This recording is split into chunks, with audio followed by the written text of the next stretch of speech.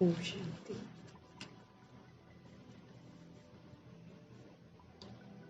संतुष्टता के सागर, परमपिता परमात्मा की संतान,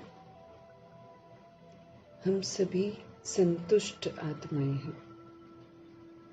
ये स्वमान हम आत्माओं को प्रभु से मिलता है। अब हमें क्या करना है? बाबा बोले हमें संतुष्ट रहना है और संतुष्ट रहकर फिर दूसरी सोल्स को संतुष्ट करना है। दूसरों की असंतुष्टता के प्रभाव में नहीं आना है। खुद कभी भी असंतुष्ट नहीं बनना है। उनसे बिना टकराए, मानो जो सोल्स हमें असंतुष्ट करती हैं, उनसे बिना टकराए शुभ भावना, शुभकामना देते हुए आगे बढ़ते जाना है। कहीं भी रुकना नहीं है। दूसरे के प्रभाव में आकर अपना जो निजी संस्कार है उससे नीचे हमको नहीं आना है। तो हमारा निजी संस्कार है संतुष्ट रहना। अगर कोई असंतुष्ट कर रहा है तो उसके असंतुष्ट करने से मुझे अपने निजी संस्कार को नहीं छोड़ना है। अपने समय और खुशी को नहीं गंवाना है। मनसा से सदा शुद्ध संकल्प की सेवा और संबंध, संपर्क व वाणी के द्वारा परिचय देने की सेवा करने में व्यस्त रहना है। ब्राह्मणों को दिव्यता का सहयोग देना है। बाप की याद में रहकर अविनाशी सेवा का पाठ बजाना है। फिर माया हमें तंग नहीं करेगी। किसी की भी कमजोरी को नहीं देखना है। विशेष आत्मा बनकर विशेषता का सहयोग देना है। जैसे बाप कभी भी कमजोरियों को नहीं देखते हैं, कमजोरियों को समाकर श्रेष्ठ बनाते हैं, ऐसे बाप समान बनना है। जैसे प्रजापिता ब्रह्मा आसुरी संप्रदाय के बीच में रहते हुए भी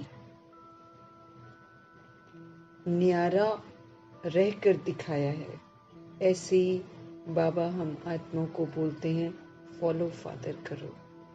चारों तरफ आसुरी संप्रदाय होगा, लेकिन हमें प्रभाव मुक्त रहकर न्यारा होकर प्यारा बनने का सबूत देना है।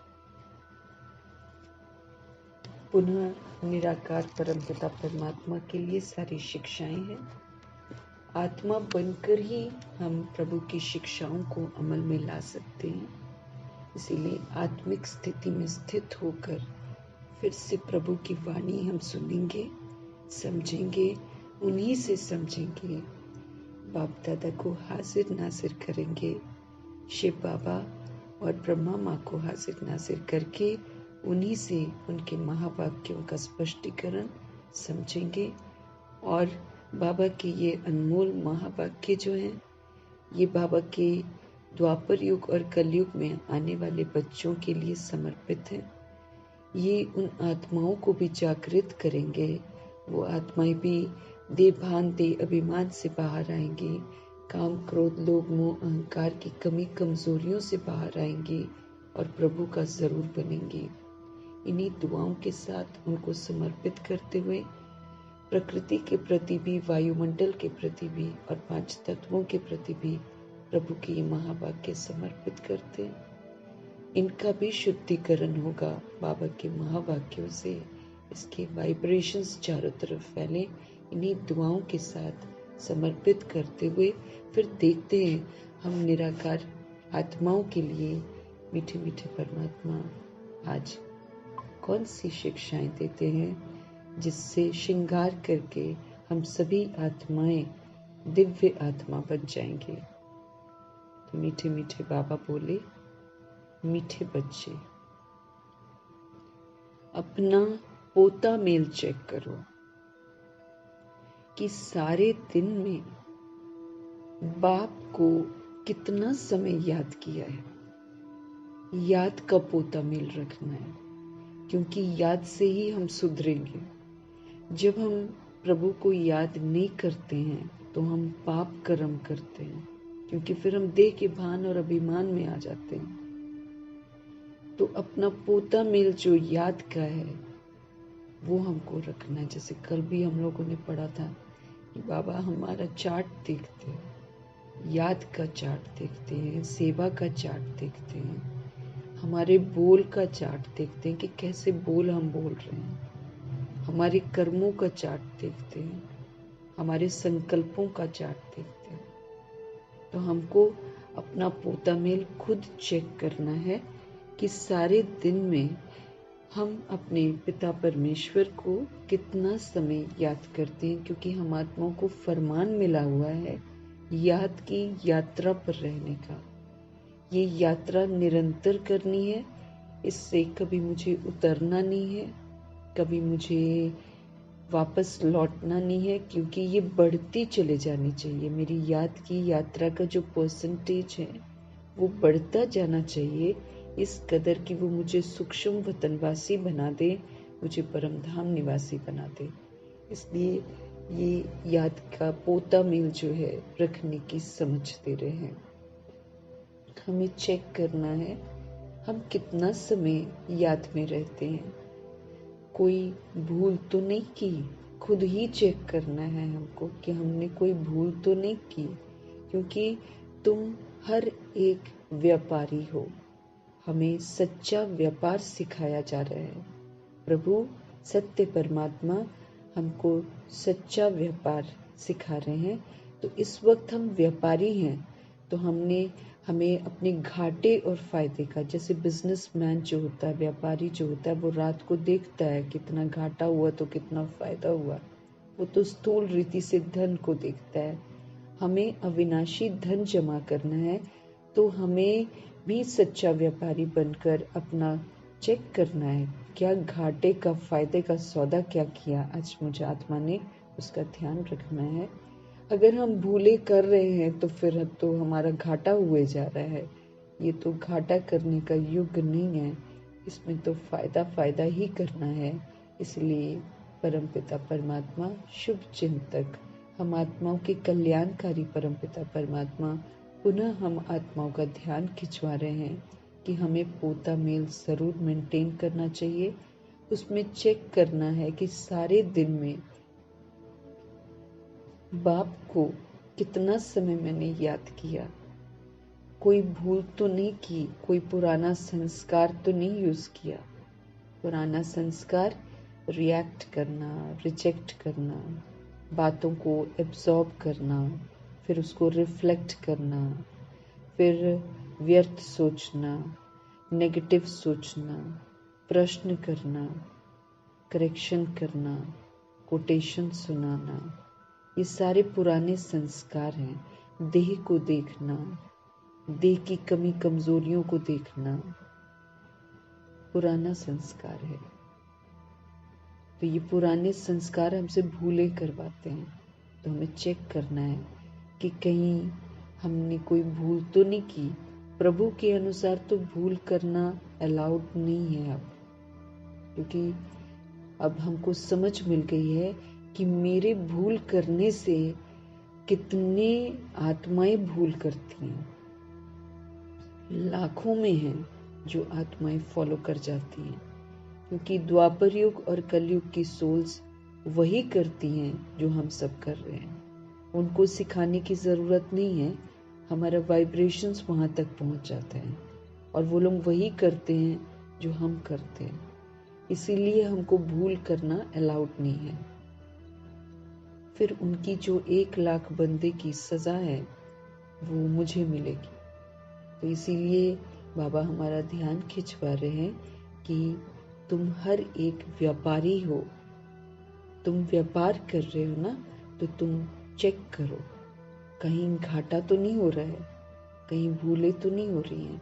क्योंकि भूल हम कर बैठते हैं, लेकिन उसका घाटा बहुत ज़बरदस्त है, जिसकी फिर सज़ा मिलती है। तो मीठे मीठे बाबा पुनः हम आत्माओं को समझा रहे हैं कि हमें पोता मेल रखना भी है, चेक भी करना है। उसमें याद को चेक करना है कि हमने कितनी देर बाप को याद किया, हमें किसी और को याद करना नहीं है। अभी तो फरमान मिला हुआ है, एक सत्य बाप की याद में रहना है। तो कितना समय मैंने याद किया और कोई भूल तो नहीं की, इस बात को हमें चेक करना है। आज का प्रश्न है, कौन सी एक मेहनत अंतर्मुखी बन करते रहो तो फिर अपार खुशी रहेगी। हमें बाह्य मुखता से हट जाना है। ये जो बाहर की दुनिया है, बाहर की चीजें हैं, उनको नहीं देखना है, तो अंतर्मुखी हो जाना है। कौन सी एक मेहनत, बाबा कहे अंतर्मुखी, आत्मा का संसार, परमात्मा का संसार, इसके अंदर रहना है। अंतर्मुखी बन कौन सी मेहनत हम करते रहे तो फिर हम अपार खुशी में रहेंगे। ये रावण राज्य रुलाने की दुनिया में हम सब अपार खुशी में रह सकते हैं, बशर्ते हम अंतर्मुखी रहकर मेहनत करें। कौन सी मेहनत करें?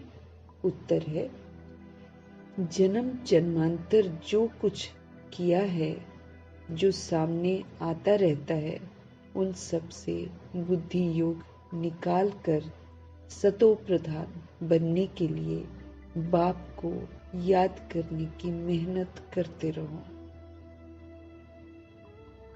चारों ही तरफ से बुद्धि हटाकर अब अंतर्मुखी बनकर बाप को याद करो। सर्विस का सबूत दो तो फिर अपार खुशी रहेगी। मीठे मीठे परमपिता परमात्मा हम आत्मा को समझ दे रहे हैं कि अंतर्मुखी होकर मेहनत करो। कौन सी मेहनत करो जिससे कि फिर हम अपार खुशी में रहेंगे। हमने जो जन्म जन्मांतर किया है ना, वो हमारे सामने आता रहता है, फिर हम वही करते रहते हैं। तो जो जन्म जन्मांतर हमने किया हुआ है वो हमारे सामने इमर्ज होता है।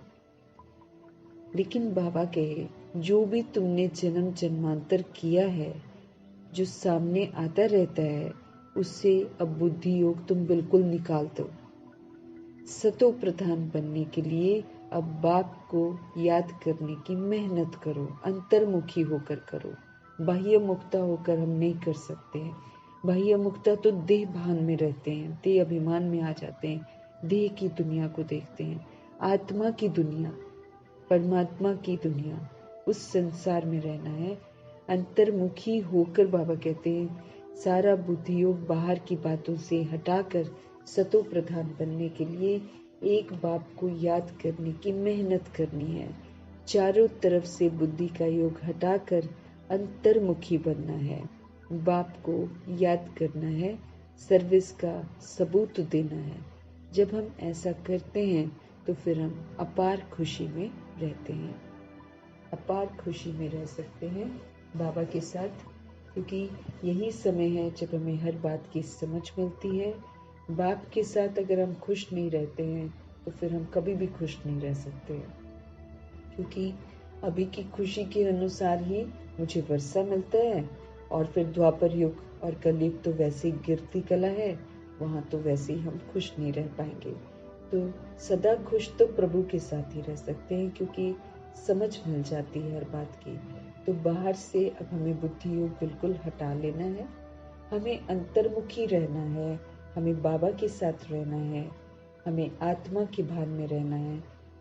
बुद्धि योग बाहर से हटाकर अंतर्मुखी बनकर बाप की याद में रहना है, क्योंकि तभी हम उनको याद भी कर सकते हैं। सर्विस का मुझे फिर सबूत देना है, तो फिर अपार खुशी हमें रहेगी। ओम शांति। बाप बैठ बच्चों को समझाते हैं। ये तो बच्चे जानते हैं कि रूहानी बाप रूहानी बच्चों को बैठकर समझाते हैं, सबको तो नहीं समझाते। जो सोल्स अपने को रूह समझती हैं, रूह समझकर बाबा के सामने बैठती हैं और अपने आप को सुप्रीम रूह का बच्चा समझती हैं, देहधारियों का बच्चा नहीं समझती हैं, बाबा उनसे बात करते हैं। ये तो बच्चे जानते हैं कि रूहानी बाप जो है वो रूहानी बच्चों को बैठकर समझाते हैं, क्योंकि वही समझते हैं, दूसरे नहीं समझते हैं। दूसरे आधा इधर रहते हैं, आधा पुरानी दुनिया में रहते हैं। लेकिन बाबा को तो वो बच्चे चाहिए ना, जो रूह बनकर उनकी बात सुने और फिर अपने कर्तव्यों को पूरा करें। रूहानी बाप हुआ बेहद का बाप, सभी आत्माओं के वो पिता हैं। रूहानी बच्चे भी हुए बेहद के बच्चे। तो जो प्रभु है, जो सभी आत्माओं के पिता हैं, उनका बच्चा बनना मना रूहानी बच्चा होना।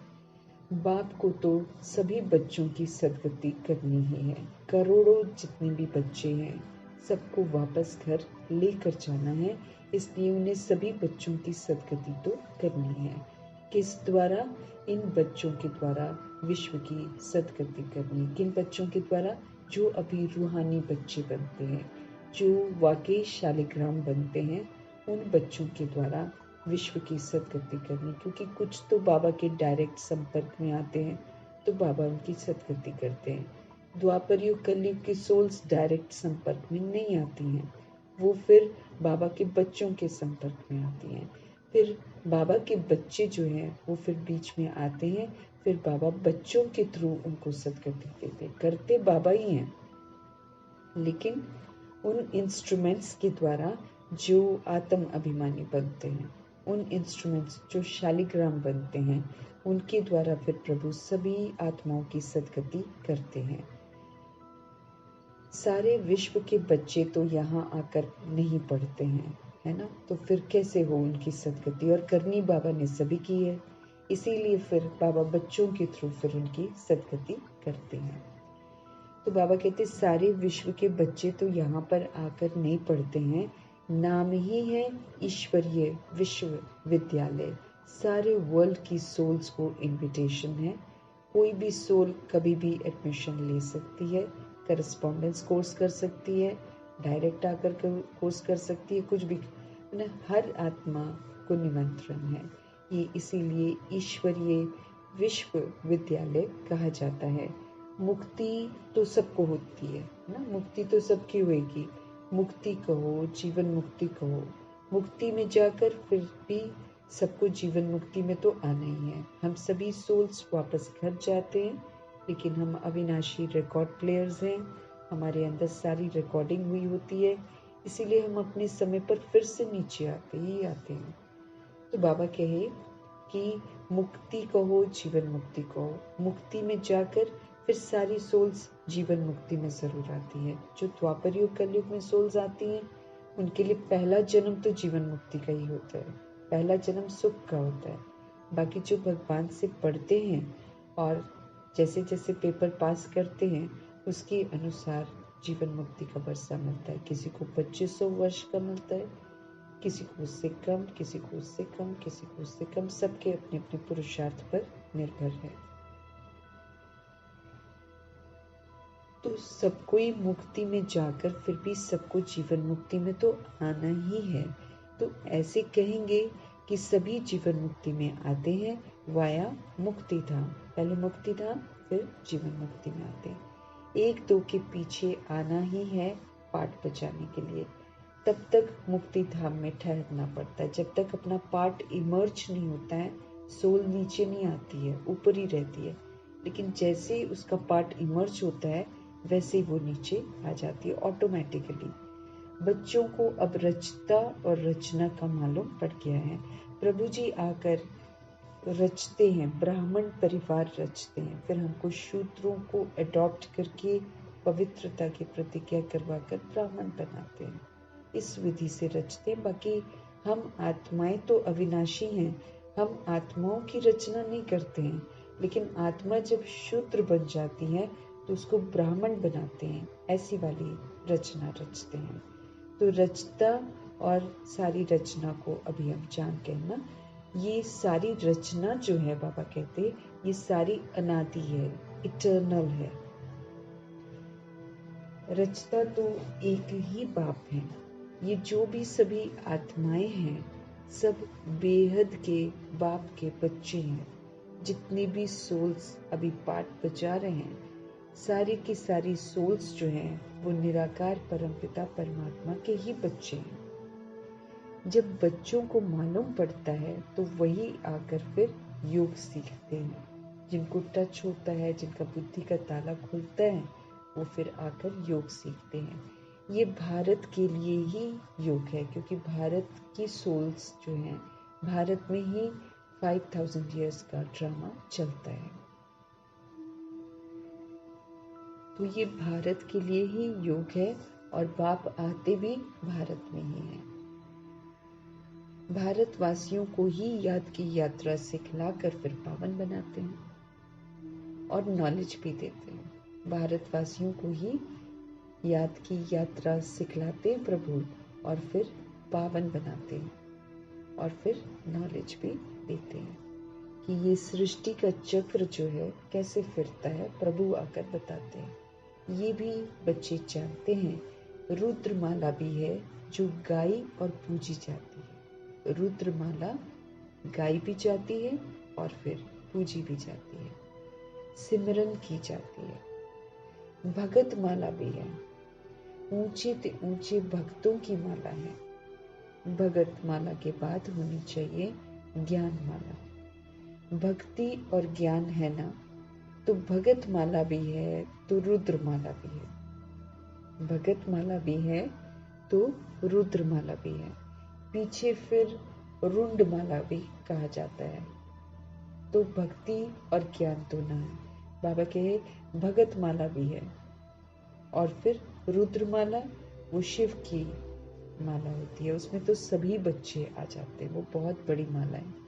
लेकिन उसके बाद रुंड माला है, वो विष्णुपुरी में जो सोल्स जाती हैं, जो बॉडी लेकर पाठ बजाती हैं।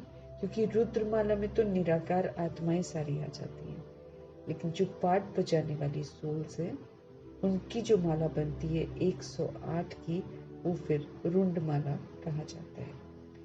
क्योंकि ऊंच से ऊंच मनुष्य सृष्टि में है विष्णु, जिसको सूक्ष्म वतन में दिखाते हैं। ऊंच से ऊंच मनुष्य सृष्टि में विष्णु, जिसको सूक्ष्म वतन में दिखाते हैं, तभी उनको खड़ा दिखाते हैं। वो चारों अलंकारों का स्वरूप है। प्रजापिता ब्रह्मा तो ये है, इनकी माला भी है।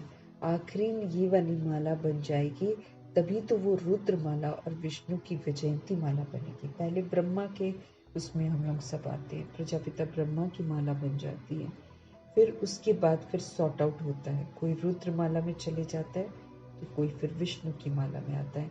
विष्णु की विजयंती माला में आने के लिए फिर क्वालिफाई करना पड़ता है, अष्ट शक्तियों को यूज करना पड़ता है, सर्व गुणों से संपन्न, 16 कला संपूर्ण, संपूर्ण निर्विकारी, मर्यादा पुरुषोत्तम बनना पड़ता है, संपूर्ण अहिंसक बनना पड़ता है। तो वो विजयी रत्न बनते हैं और विजयंती माला में आते हैं। ऊंचे ते ऊंचा है शिव बाबा, फिर ऊंचे ते ऊंच है विष्णु का राज्य। ऊंचे ते ऊंचा शिव बाबा है, फिर ऊंचे ते ऊंच है विष्णु का राज्य। शोभा के लिए भक्ति में कितने चित्र बनाए हुए हैं, परंतु ज्ञान कुछ भी नहीं है। हम सभी आत्माएं भक्ति करती हैं, चित्र बनाती हैं, मूर्तियां बनाती हैं, पूजती हैं, लेकिन किसी के बारे में कुछ भी नहीं जानती। ये भी अजीब हम करते हैं। पूजा हम करते हैं, भक्ति का जो विस्तार है वो हम सब करते हैं। क्यों करते हैं, किसकी करते हैं, क्या उसकी बायोग्राफी है, वो हम सब कुछ भी नहीं जानते। तुम जो चित्र बनाते हो, बाबा कहते पर मैंने कितने चित्र हैं भक्ति में, और लेकिन ज्ञान कुछ भी नहीं है। किसी की बायोग्राफी नहीं मालूम, किसी के बारे कुछ नहीं मालूम। लेकिन तुम जो चित्र बनाते हो, फिर उनकी पहचान देनी है, क्योंकि अभी हमको समझ मिलती है। तो मनुष्य समझ जाए, पहचान मिलेगी तो मनुष्य समझेंगे ना। नहीं तो शिव और शंकर को फिर क्या करते हैं, मिला देते हैं, जबकि दोनों अलग हैं। तो प्रभु आकर समझ देते ना। नहीं तो जब तक हमको समझ नहीं थी, हम शिव और शंकर को मिला देते थे। अभी बाबा हमको हर बात की समझ देते हैं कि शिव भी अलग है और शंकर भी अलग है। शिव और शंकर, वो निराकार है शिव, और शंकर ब्रह्मा का उच्चतम पुरुषार्थ का स्वरूप है, देही अभिमानी स्वरूप है, आत्म अभिमानी स्वरूप है। वो सारे विकारों को गले का हार बना लेते हैं, विजयी रत्न बन जाते हैं। तो दोनों में कितना डिफरेंस हो गया, वो गॉड और वो रचता और वो रचना। बाबा ने समझाया है। सूक्ष्म वतन में भी सारी साक्षात्कार की ही तो बात है, वहां पर हड्डी मांस नहीं होता है।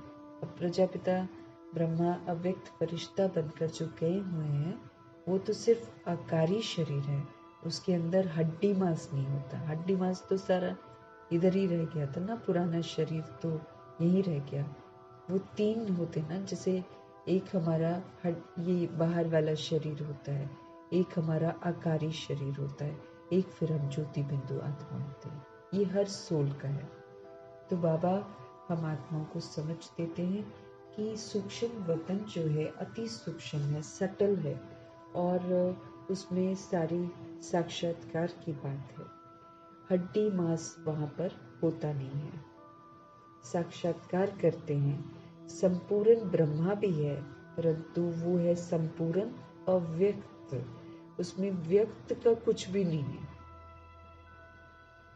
अब जैसे हम व्यक्त में आते हैं तो हमारा शरीर होता है, फिर हम बात भी करते हैं, आवाज में आते हैं, है ना, ये सारा व्यक्त भाव है।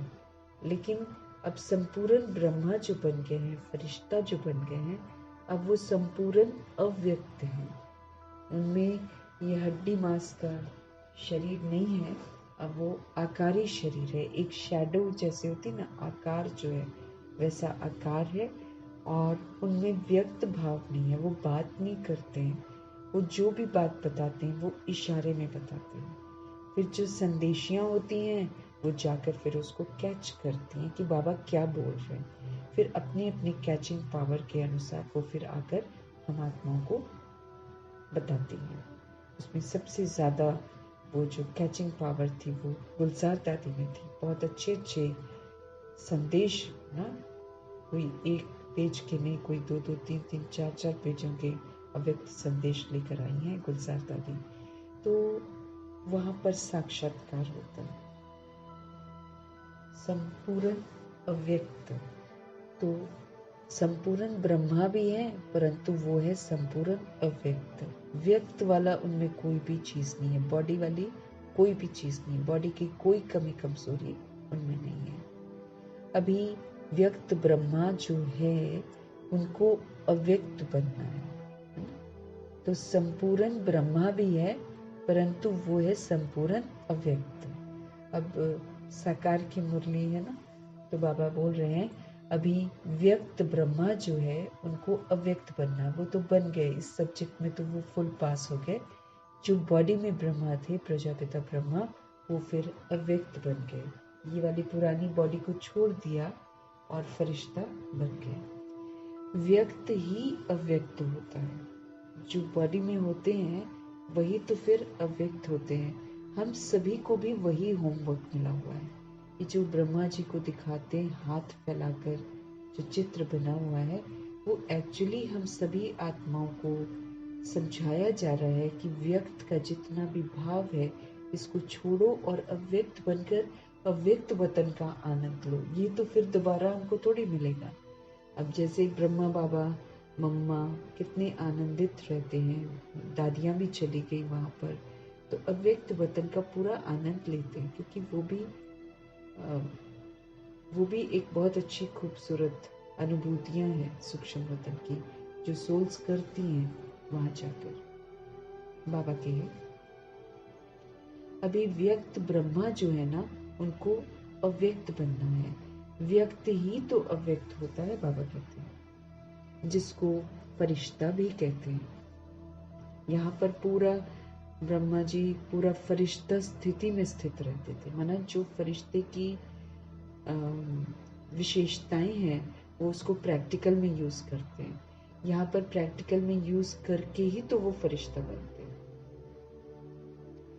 तो बाबा कहे व्यक्त ही अव्यक्त होता है। तो अभी हम सब बॉडी में है ना, व्यक्त हैं।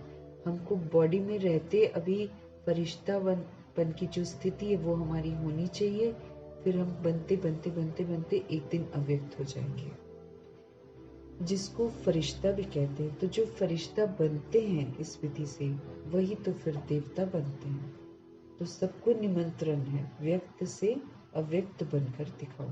देह का भान पूरा समाप्त हो जाए, देह के अभिमान पूरा समाप्त हो जाए, देह के नाम रूप लेबल्स सब समाप्त हो जाए। ये हमको बाबा सिखाते हैं। तो जैसे प्रजापिता ब्रह्मा फरिश्ता बन गए, पूरा फरिश्ता स्थिति में रहकर पाठ बजाया, पाठ बजाते बजाते बजाते बजाते एक दिन फरिश्ता बन गए। तो व्यक्त ही अव्यक्त होता है, जिसको फरिश्ता भी कहते हैं। उनका सूक्ष्म वतन में चित्र रख दिया है। सूक्ष्म वतन में जाते हैं, कहते हैं बाबा ने शुभी रस पिलाया। अब वहाँ बाबा के कोई पेड़ वेड़ थोड़ी होता है, झाड़ आदि तो होता नहीं है। वैकुंठ में है ना सब कुछ, लेकिन ऐसे नहीं कि वैकुंठ में वैकुंठ से ले आकर फिर पिलाते हैं। ये सब सूक्ष्म वतन में साक्षात्कार की बातें हैं, अनुभूति कराते हैं। अब ये थोड़ी कि वैकुंठ का ले आएंगे, ऐसा नहीं होता।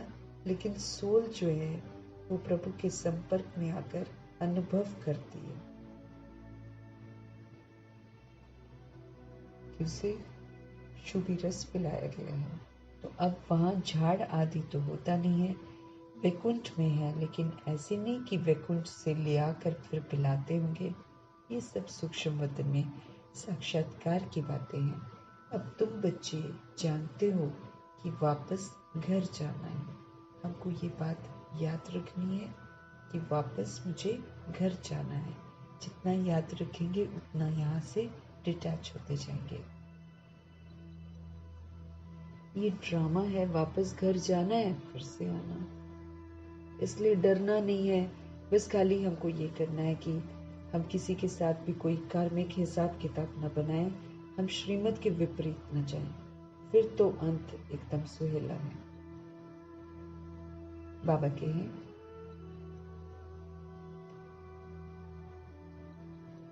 अब तुम बच्चे जानते हो कि वापस घर जाना है और आत्म अभिमानी बनना है। अब ऊपर जाने के लिए हमको आत्म अभिमानी जरूर बनना है।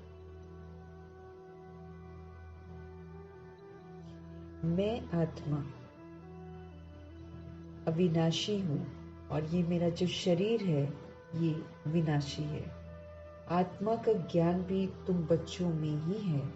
वे तो आत्मा क्या है ये भी नहीं जानते। मैं आत्मा अविनाशी हूँ, मैं मरती नहीं, जलती नहीं, कटती नहीं। ये जो शरीर दिखाई देता है ये खत्म हो जाता है, ये विनाशी है। आत्मा का ज्ञान भी तुम बच्चों में है। वे तो आत्मा क्या है ये भी नहीं जानते।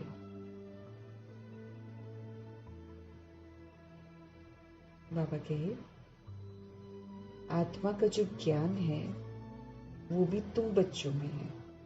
वे तो आत्मा क्या है ये भी नहीं जानते। उन लोगों को ये भी मालूम नहीं है कि कैसे उनमें 84 जन्मों का पाठ भरा हुआ है। ये नॉलेज जो है ये तो सिर्फ बाप ही देते हैं।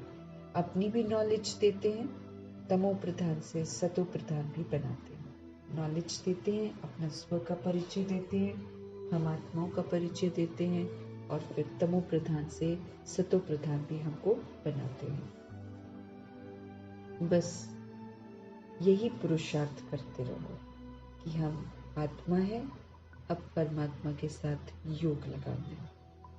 बाबा कहे, यही पुरुषार्थ करते रहो कि हम सब आत्मा है और अब हमको परमात्मा के साथ योग लगाना है। सर्व शक्तिमान पतित पावन एक बाप को ही कहते हैं, जो सारी शक्तियों का सागर है, जो सारे पतित आत्माओं को पावन बनाते हैं, वो सिर्फ एक निराकार बाप है। सन्यासी कहते हैं, पतित पावन आओ। कोई तो ब्रह्म को भी पतित पावन कह देते हैं। वो जो रहने की जगह है परम धाम, उसको भी पतित पावन कह देते हैं। अब तुम बच्चों को भक्ति का भी ज्ञान मिलता है कि भक्ति कितना समय चलती है, ज्ञान कितना समय चलता है, ये सब मालूम है। ये बाप बैठकर हम आत्माओं को समझाते हैं। पहले हम सब कुछ नहीं जानते थे। मनुष्य होकर तुच्छ बुद्धि हम बन पड़े थे। बुद्धि हमारी बिल्कुल तुच्छ हो गई थी, कुछ नहीं मालूम था। संगम युग में सतयुग में बिल्कुल स्वच्छ बुद्धि थी। हम सब पहले कुछ नहीं जानते थे। निराकार परमपिता परमात्मा हमको आकर समझाते हैं। पहले हम सब कुछ भी नहीं जानते थे। मनुष्य होकर भी हम सब तुच्छ बुद्धि बन पड़े थे। कौड़ी जैसी बुद्धि थी। सोच कुछ और रहे होते थे, बोल कुछ और रहे होते थे और करते कुछ और रहे। तो ये बिल्कुल तुच्छ बुद्धि बन जाते हैं। सतयुग में बिल्कुल स्वच्छ बुद्धि थी। कितने उनमें दैवी गुण थे। तुम बच्चों को दैवी गुण भी जरूर धारण करना है। हम सब सतयुग में स्वच्छ बुद्धि थे। वो जो स्वच्छ बुद्धि है, वो जो स्वच्छता है, वो हम अभी धारण करते हैं संगम युग में प्रभु की मौजूदगी में, जब हमको समझ बनती है। तो सतयुग की जो आत्माएं हैं उनमें दैवी गुण थे। तो तुम बच्चों को दैवी गुण भी जरूर धारण करना है। कहते हैं ना, ये तो जैसे देवता है। बल साधु संत महात्मा को लोग मानते हैं, परंतु वो दैवी बुद्धि तो नहीं है ना।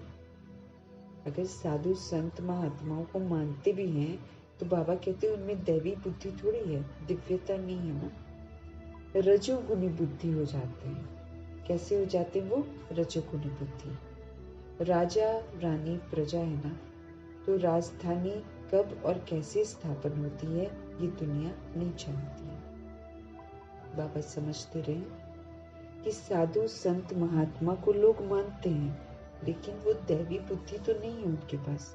उनके पास रजोगुणी बुद्धि है।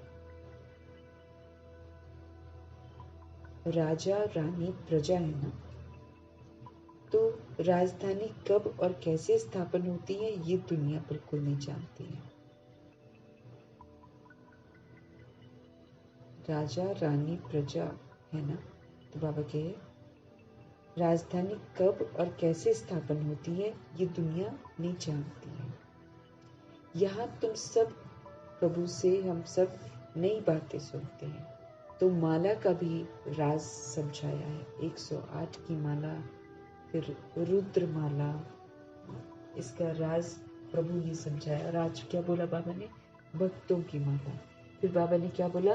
ब्रह्मा की माला भी बनती है। तो ब्रह्मा प्रजापिता ब्रह्मा की जब हम बनते हैं ना, तो फिर जो संगम युग में, फिर उसके बाद हम जब उनके बनते हैं, फिर यहाँ से देखा जाता है कि कैसे हम ब्रह्मा की तरह स्थापना करते हैं, कैसे हम पालना के संस्कार धारण करते हैं, और कैसे फिर हम उसके बाद 108 की जो माला बनती है उसमें हम आते हैं। विधि पूर्वक बाबा हम आत्माओं को सारी बातें बताते हैं। पहले हम सब नहीं जानते थे, अब हमको सारी नई नई बातें बाबा समझाते हैं कि कैसे हमारे हाथ में है अपनी जन्म पत्री बनाना, अपनी तकदीर की तस्वीर बनाना। ये हमारे हाथ में है। तो बाबा बोल रहे हैं राजधानी कब और कैसे स्थापन होती है ये दुनिया नहीं जानती है। विसंगम युग में प्रभु स्थापना कर रहे हैं, लेकिन सोल्स जो हैं इस समय अनजान है। तो ये दुनिया नहीं जानती। यहाँ तुम सब नई बातें सुनते हो। तो माला का भी राज यहाँ पर समझाया गया है। ऊंचे ते ऊंच है बाप, उनकी माला ऊपर में है। रुद्र वो है निराकार, फिर साकार लक्ष्मी नारायण, उनकी भी माला है। लक्ष्मी नारायण की भी माला है। ब्राह्मणों की माला नहीं बनती है। ब्राह्मणों की माला नहीं बनती है, क्योंकि अवस्थाएं बाबा कहते हैं बनाते तो हैं प्रभु, लेकिन बनती नहीं है। ऊपर नीचे पुरुषार्थ होता रहता है, इसलिए माला नहीं बन पाती। परफेक्ट नहीं बनते ना, परफेक्शन में आने में टाइम लग जाता है।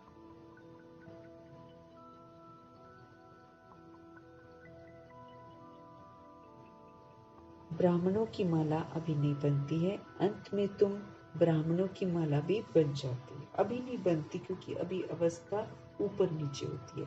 शुरू में बनाते थे, लेकिन बाबा कहे कि आज बनाते थे, आज नंबर 1 या 2 में सोल होती थी और कल को वो होती ही नहीं थी, ऐसा होने लग गया था। इसलिए फिर उन्होंने माला बनानी बंद कर दी। लेकिन अंत में तुम ब्राह्मणों की माला भी बन जाती है। इन बातों में जास्ती प्रश्न उत्तर जो है करने की जरूरत नहीं। कई लोग फिर इस पर प्रश्नों में उलझ जाते हैं, तो बाबा कहते हैं जास्ती इसमें नहीं उलझना है। मूल बात सबको यही कहनी है कि अपने को आत्मा समझो, परमपिता परमात्मा को याद करो, तो फिर बुद्धि का ताला खुलता ही चला जाएगा। बाबा अपने आप स्पष्ट करते रहते हैं। हमको क्या करना है? हमारा कर्तव्य है अपने को आत्मा समझना, हमारा कर्तव्य है निराकार परमपिता परमात्मा को याद करना। आत्मा समझना है और अपने फादर को याद करना है। ये वाला निश्चय पक्का चाहिए कि हम सब सोल्स हैं और हम सोल्स के पिता परमपिता परमात्मा हैं। हम सब परम धाम के रहने वाले हैं। ये पक्का निश्चय चाहिए। मूल बात है पतितों को पावन बनाना। सारी दुनिया इस समय पतित है, फिर पावन सबको बनना ही है। मूल वतन में भी सभी पावन है, तो सुख धाम में भी सब पावन है। अब मूल वतन में जो है ओरिजिनल में जब हमारा निजी स्वरूप ज्योति बिंदु का होता है, तो हम सभी पावन है वहां पर। तो मूल वतन में भी सभी पावन है, तो सुख धाम में भी सब पावन है, प्योर है। तुम पावन बनकर फिर पावन दुनिया में जाते हो। अभी हम सभी को बाबा कहते हैं कि पावन बनकर पावन दुनिया में जाना। गोया अब पावन दुनिया स्थापन हो रही है, प्रभु जी स्थापन कर रहे हैं। ये सब ड्रामा में नूंद है, क्योंकि हम सब रिकॉर्ड करते हैं, तो इसलिए ड्रामा में नूंद हो जाता है, फिक्स हो जाता है। बाप कहते हैं सारे दिन का अपना पोता मेल रखो, सारा दिन। कोई भूल तो नहीं हुई, चेक करना है। कोई हमसे भूल तो नहीं हुई। व्यापारी लोग मुरादी संभालते हैं, ये भी कमाई है। व्यापारी लोग मुरादी संभालते हैं, इसमें भी कमाई है। तो तुम हर एक व्यापारी हो, बाबा से व्यापार करते हो। हम सारी बुराइयां देते हैं, फिर बाबा से हम सब अच्छाइयां लेते हैं। तो बाबा से हम सब सच्चा व्यापार करते हैं। अपनी जांच हमको करनी है, हमारे में कितने दैवी गुण हैं। अब पोता मेल बाबा बोल रहे हैं ना, याद का पोता मेल और फिर धारणा का पोता मेल। तो बाबा कहते अपने में जांच करो, हमारे में कितने दैवी गुण हैं। हम सब कितना बाप को याद करते हैं।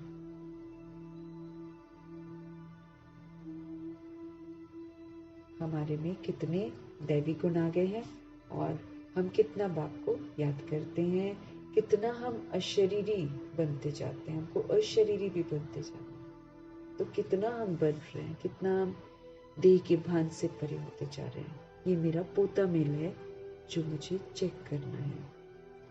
हम सभी सोल्स जितनी भी हैं, समझ मिल रही है, हम बिना शरीर के आए थे ऊपर से। हम कोई शरीर थोड़ी लेकर आए। शरीर तो फिर हमने कोई एक थोड़ी लिया यहाँ पर आकर, फिर तो हम पुनर्जन्म में आते गए और बहुत सारे शरीर लेते गए। अब जैसे प्रजापिता ब्रह्मा है, 83 शरीर उन्होंने लिए, फिर 83वें में प्रभु ने उनको एडॉप्ट किया और फिर वो 84 जन्मों की शुरुआत की। 84वां जन्म शुरू होता है। तो हम सभी सोल्स जो हैं, हमारी ओरिजिनलिटी यही है कि हम अशरीरी आत्मा हैं। इसीलिए मेरे को चेक करना है कि कितना हम अशरीरी बनते जाते हैं। ये समझना बहुत ज़रूरी है हमारे लिए कि हम सब अशरीरी बन ऊपर से हम अशरीरी आए थे। ये हमारा निजी जो है ना स्वरूप है। इसलिए अब हम जैसे आए थे हमको वैसे ही जाना है। इसलिए बाबा हमको समझ देते हैं कि देह सहित देह के सभी धर्मों को, देह सहित देह के सभी संबंधों को भूल जाओ और अब सिर्फ मुझे याद करो।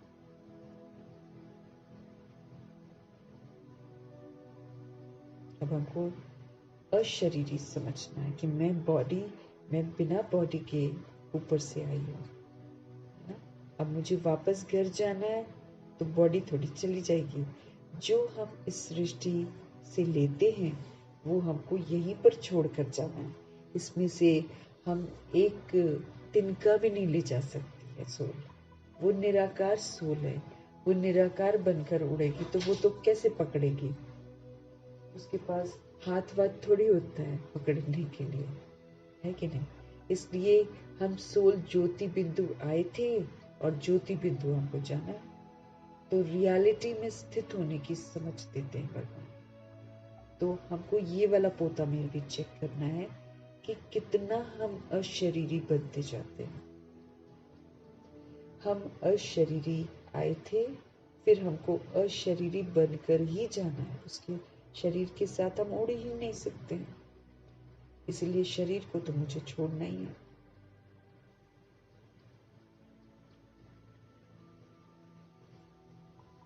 तो पोता मेल में अपना अशरीरी बनने का भी हमको चार्ट रखना है, क्योंकि हमको अशरीरी बनकर वापस जाना है। देह का नाम, देह का रूप, देह के लेबल्स, सारे के सारे जाति के, राष्ट्र के सारे लेबल्स हमें यहाँ पर खत्म करने हैं। हम अशरीरी आए थे, फिर अशरीरी बनकर हमको जाना है। अभी तक सब आते ही रहते हैं। सारी सोल्स जो ऊपर की हैं वो सब आती जा रही हैं, आती जा रही हैं। इधर की पॉपुलेशन बढ़ती जा रही है क्योंकि आत्मा शरीर छोड़ती है तो दूसरा लेती है, और फिर इसमें ऊपर की सोल्स भी आ रही हैं, वो भी ऐड हो रही हैं। बीच में जाना तो एक को भी नहीं है, जाना तो सभी को इकट्ठे है। परम धाम जो जाएंगे वो इकट्ठा ही जाएंगे, मतलब वो रास्ता ही तब खुलेगा, अलग अलग नहीं जा सकते।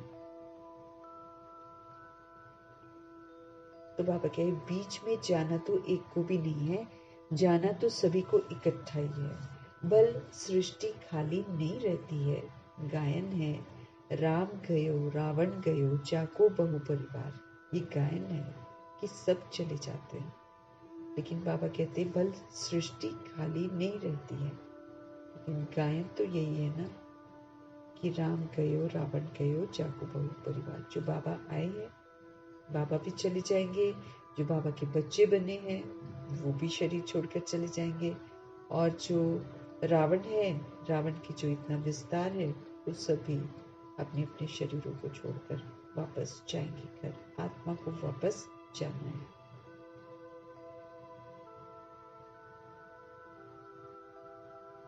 परंतु बाबा कहते रहते दोनों हैं, जाना सबको इकट्ठा है बाबा कहते हैं।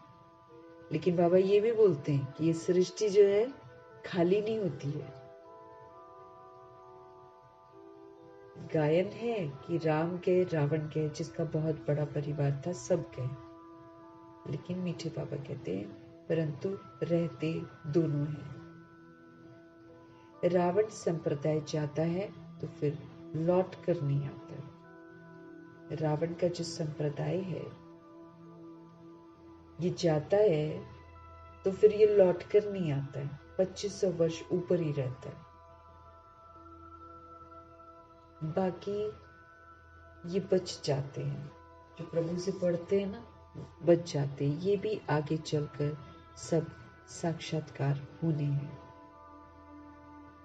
बाबा के बच्चों में से कुछ सोल्स रह जाती हैं, तो वो भी बाबा कहते हैं साक्षात्कार होंगे।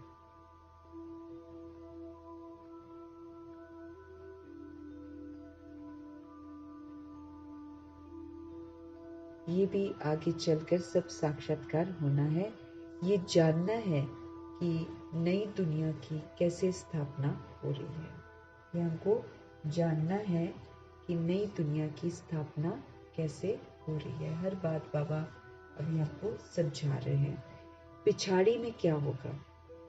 फिर सिर्फ हमारा ही धर्म रह जाएगा। कौन सा? पवित्रता का शुद्ध धर्म रह जाएगा। जैसे सिखों में भी कहते हैं ना, राज करेगा खालसा, आकी रहे ना कोई। पार हुए सब मिलेंगे, बचे शरण जो हुए। राज करेगा खालसा। खालस मतलब पवित्रता। तो एक्चुअली गुरु गोविंद सिंह जी ने ये बोला था, लेकिन आत्माएं वही है पुनर्जन्म में आकर तमो प्रधान बन जाती हैं। इसलिए वो लोग अपने पहनावे को सच समझकर उससे अपने आप को संबोधित करते हैं कि हम सिख हैं।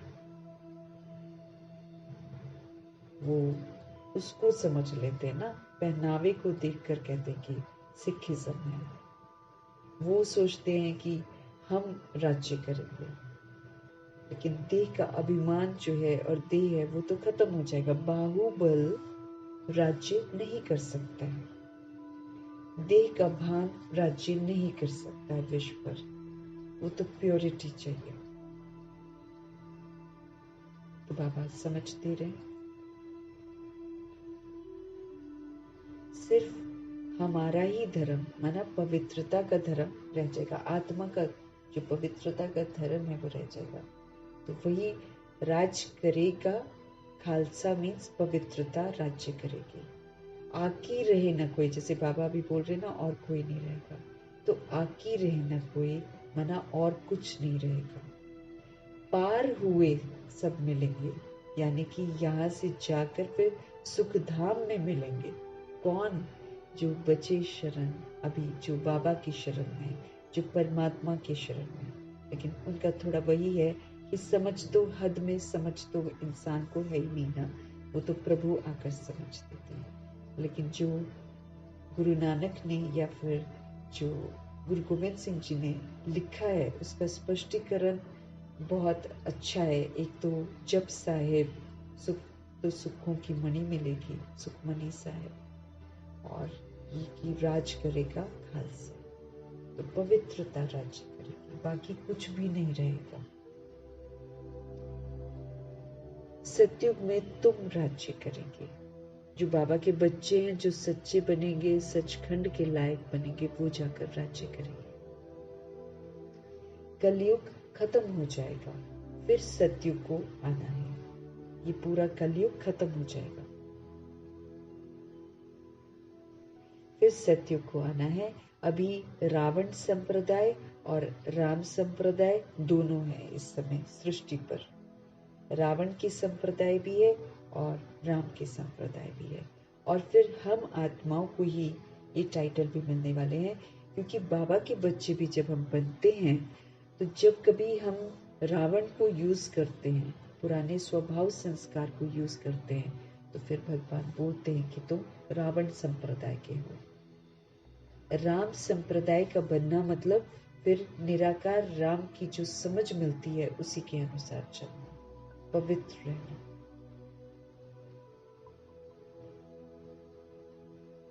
तो बाबा कहते अभी रावण संप्रदाय और राम संप्रदाय दोनों है। संगम युग पर ही तो सब होता है। अभी तुम ये सब कुछ जानते हो। बाप कहते हैं बाकी जो कुछ राज है ना, वो आगे चलकर धीरे धीरे समझाते रहेंगे। बाबा अभी और भी राज खोलेंगे, धीरे धीरे समझाते रहेंगे। जो रिकॉर्ड में नूंद है वो खुलते जाएंगे। है ना, जो राज है ना, रिकॉर्ड में जो राज है, आत्मा रूपी रिकॉर्ड प्लेयर में जो सीक्रेट्स हैं वो खुलते जाएंगे, तुम समझते जाएंगे। इन एडवांस कुछ भी नहीं बताएंगे। हाँ बाबा, जो समय पर बताना है ना वो उसी समय पर बताएंगे, पहले से नहीं बताएंगे। इन एडवांस कुछ भी नहीं बताएंगे। ये भी ड्रामा का प्लान है। रिकॉर्ड खुलता जाता है। अब हमारी जो है दिमाग की बुद्धि का जो ताला है वो धीरे धीरे तो खुल रहा है। हमें सारी बातें तो तुरंत समझ में नहीं आ रही हैं। इन एडवांस मीठे बाबा कुछ नहीं बताते। मीठे बाबा कहते हैं कि ये भी ड्रामा का प्लान है। रिकॉर्ड खुलता जाता है, बाबा बोलता जाता है, तुम्हारी बुद्धि में ये सब बातों की समझ बढ़ती जाती है। तो जैसे जैसे रिकॉर्ड बजता जाएगा वैसे वैसे बाबा की मुरली चलती जाएगी।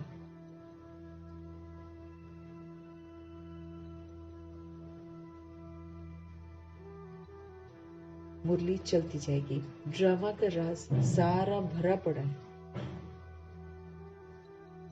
ऐसे नहीं रिकॉर्ड से सुई उठाकर बीच में रख सकते हैं तो वो रिपीट हो, नहीं, वो भी फिर वही रिपीट हो।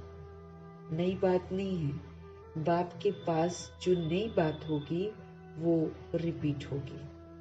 तुम सुनते और सुनाते जाएंगे, बाकी सब गुप्त है।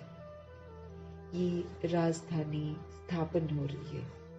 सारी माला अभी बन रही है। अलग अलग जाकर फिर राजाई में तुम जन्म लेंगे।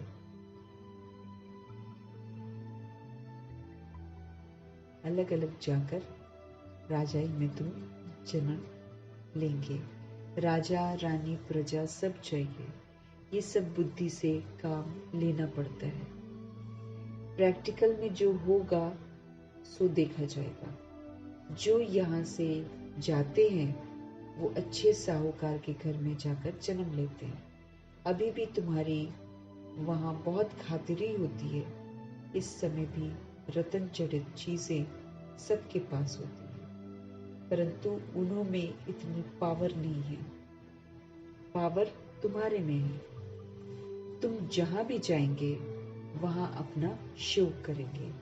तुम तो ऊंच बनते हो ना, तो तुम जाकर वहां पर दैवी चरित्र दिखाएंगे। ये जो दैवी गुणों की धारणा है, दैवी गुणों की जो धारणा है, बाबा कहते हैं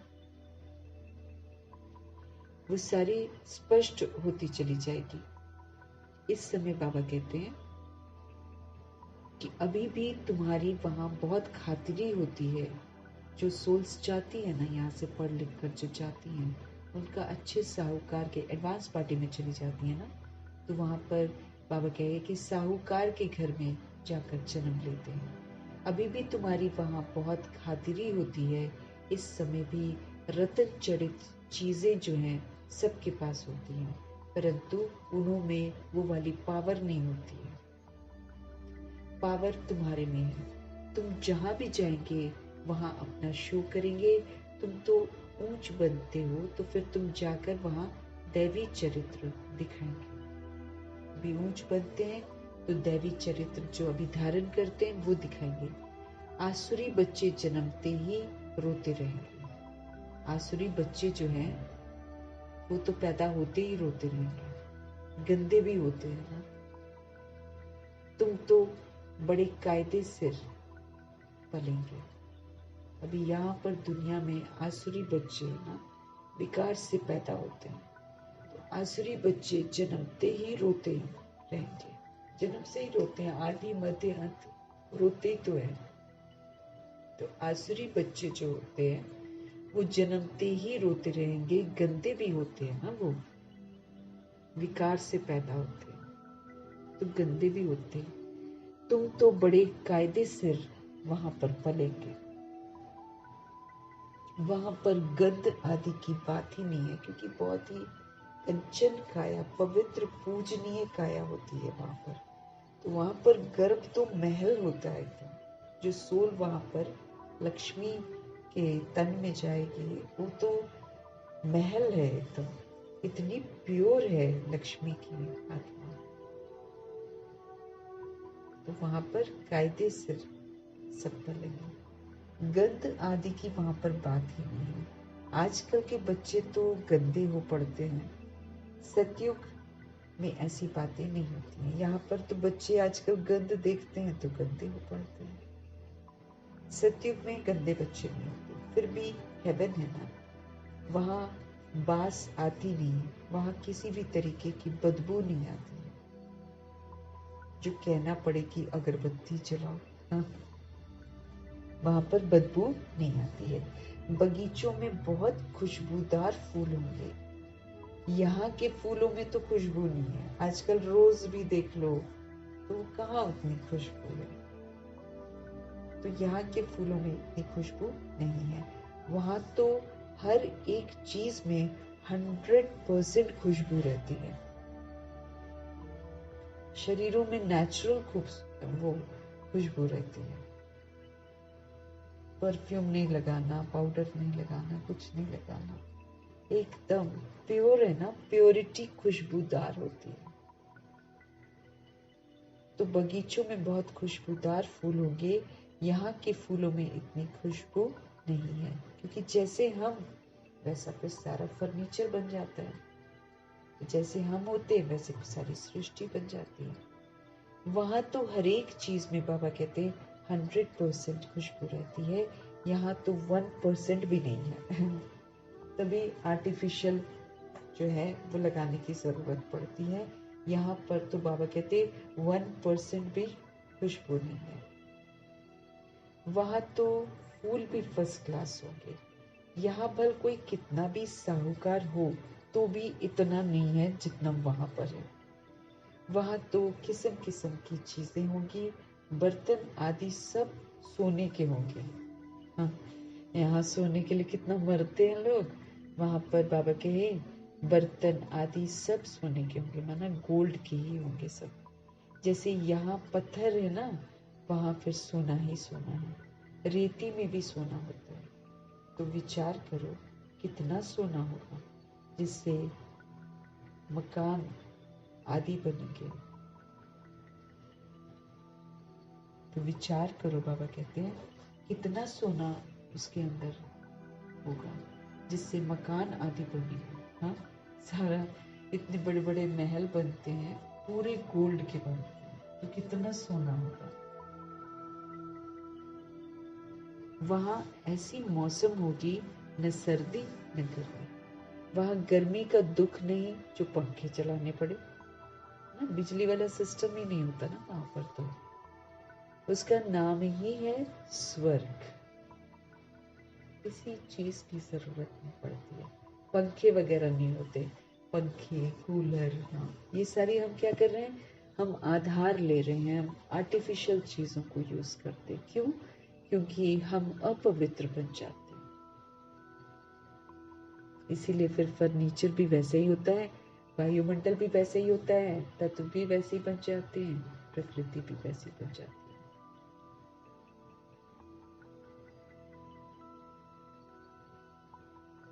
वहां गर्मी का दुख नहीं जो पंखे चलाने पड़े, उसका नाम ही है स्वर्ग।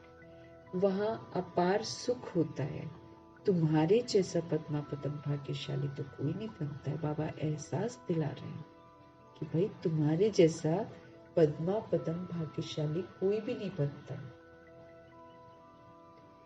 लक्ष्मी नारायण की कितनी महिमा गाते हैं, उनको जो ऐसा बनाते हैं उनकी फिर कितनी महिमा होनी चाहिए। निराकार परमपिता परमात्मा जो इतना खूबसूरत बनाते हैं आत्माओं को, तो उनकी कितनी महिमा होनी चाहिए। पहले होती है अव्यभिचारी भक्ति।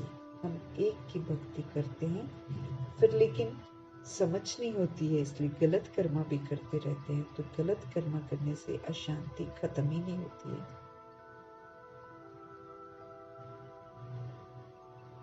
अब क्या है कि बाबा कहे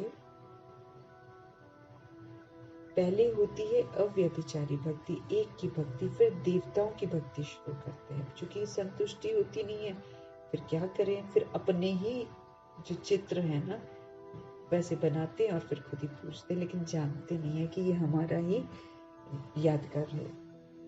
तो फिर अव्यभिचारी भक्ति, एक शिव की भक्ति के बाद फिर सारी देवताओं की भक्ति शुरू होती है। तो देवताओं की भक्ति को भी बाबा कहते हैं वो भूत पूजा है। क्यों? शरीर तो वो है नहीं, बाबा कहते शरीर तो वो वाला है नहीं जो पूजनीय शरीर होता है। 5 तत्वों की पूजा होती है। अब वो मिट्टी की मूर्तियां बनाते हैं, है ना? तो बाबा क्या बोल रहे हैं कि शरीर तो वो थोड़ी है पवित्र वाला। तो 5 तत्वों की पूजा होती है। शिव बाबा के लिए तो ऐसे नहीं कहेंगे,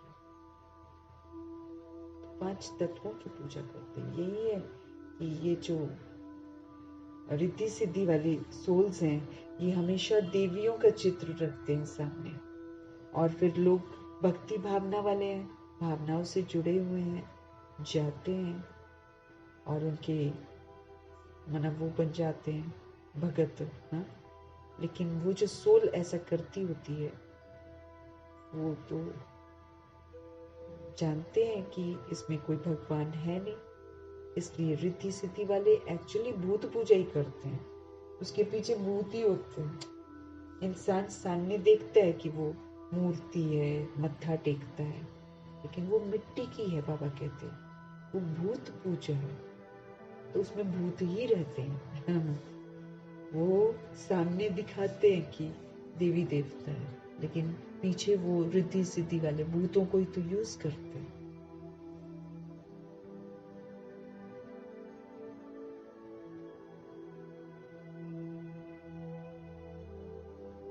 बाबा कहे 5 तत्वों की पूजा होती है। शिव बाबा के लिए तो ऐसे नहीं कहेंगे। पूजा करने के लिए कोई चीज का बस सोने आदि का बनाते हैं। आत्मा को थोड़ी सोना कहेंगे। आत्मा किस चीज की बनी हुई है? शिव का चित्र किस चीज का बनाया हुआ है? वो झट बताएंगे।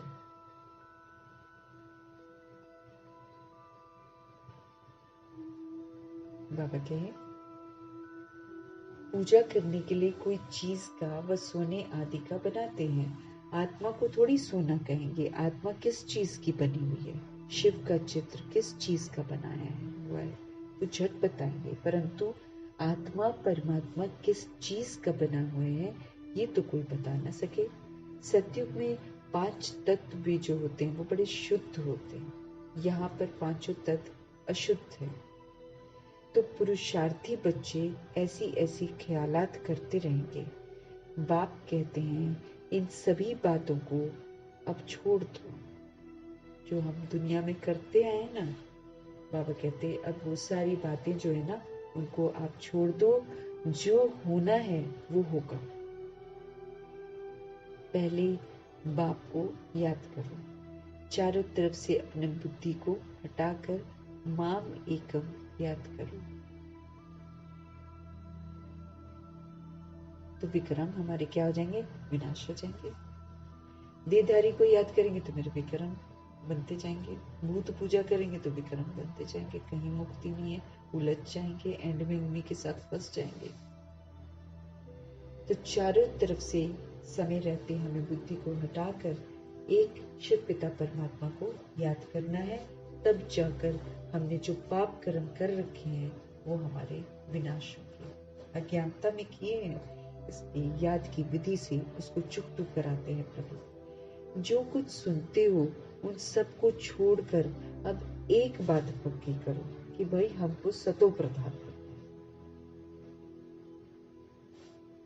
है। आलतू फालतू बातें छोड़कर मीठे मीठे परमात्मा हम आत्माओं को समझ देते हैं कि बाप कहते हैं इन सब बातों को, है ना, यहाँ तो अशुद्ध है तो पुरुषार्थी बच्चे ऐसी ऐसी ख्यालात करते रहेंगे। अब बाप कहते हैं इन सारी बातों को अब छोड़ दो। जो होना है वो होगा। पहले बाप को याद करो। चारों तरफ से बुद्धि का योग हटाकर माम एकम याद करो। एक पिता परमेश्वर को याद करो तो क्या हो जाएगा? हमारे विक्रम विनाश हो जाएंगे। जो कुछ सुनते हो उन सब को छोड़ दो और एक बात फिर पक्की करो कि हमको सतो प्रधान बनना है। फिर सतयुग में जो कल्प कल्प हुआ होगा वही होगा, उसमें फर्क नहीं पड़ सकता है। मूल बात है बाप को याद करो। इसमें मेहनत है क्योंकि हम बार बार उनको भूल जाते हैं। वो पूरी करो, बाबा कहते हैं मेहनत पूरी करो। इस तूफान तो बहुत आते हैं, बाबा कहे वो पूरी करो, मेहनत पूरी करो, याद करो। तूफान तो बहुत आते हैं, जन्म जन्मांतर जो कुछ भी किया है वो सब सामने आता है ना, इमर्ज होता है ना हमारे अंदर। आप देखेंगे कि हम बचपन में जो करा था इस जन्म का, अभी जन्म जन्मांतर का बाबा बोल रहे हैं, लेकिन सपोज करो हमने अपने चाइल्डहुड में, ये जो इस जन्म का चाइल्डहुड है उसमें कुछ किया होगा ना, तो वो वाली आदतें इमर्ज होती हैं, सब इमर्ज होकर खत्म होगी। तो इसी तरीके से जो 63 जन्म हमने पिछले जन्मों में किया वो भी इमर्ज होता है। इसीलिए हम हैरान होते हैं कभी कभी, ये आदत कहाँ से आ गई। तो तूफान तो बहुत आते हैं, क्यों? जन्म जन्मांतर जो कुछ भी हमने किया है वो सब सामने आता है। तो सब तरफ से बुद्धि को हटाकर मेरे को याद करने का पुरुषार्थ करो, अंतर्मुखी होकर। इसलिए बाबा हम आत्माओं को समझ देते हैं कि जन्म जन्मांतर जो कुछ किया है सब तरफ से बुद्धि का योग हटाकर मेरे को याद करने का पुरुषार्थ करो, अंतर्मुखी होकर करो। बॉडी कॉन्शियस होकर नहीं, सोल कॉन्शियस होना है ना, सोल समझकर परमात्मा को याद करना है। तुम बच्चों को स्मृति तो आई, सो भी नंबरवार पुरुषार्थ अनुसार है। सर्विस से भी मालूम पड़ जाता है, सर्विस करने वालों को सर्विस की खुशी रहती है। जो अच्छी सेवा करते हैं उनकी सेवा का सबूत भी फिर मिलता है। बाबा कहे जो अच्छी सर्विस करते हैं उनकी सर्विस का सबूत भी मिलता है। पंडे बनकर आते हैं, कौन महारथी घोड़े सवार प्यादे हैं वो झट पता पड़ जाता है। बाबा कहे जब सेवा करते हैं ना तो क्या करते हैं, पंडे बनकर आते हैं। जब हम पंडे बनकर आते हैं तो फिर फटाफट पता चल जाता है कि कौन महारथी है, कौन घोड़े सवार है, कौन प्यादा है। क्या पता चल जाता है, कौन महारथी है श्रीमत पर चलने वाला, कौन युद्ध करने वाला घोड़े सवार है, और कौन पुरुषार्थ को लाइटली लेने वाला प्यादा है। वो झट पता पड़ जाता है।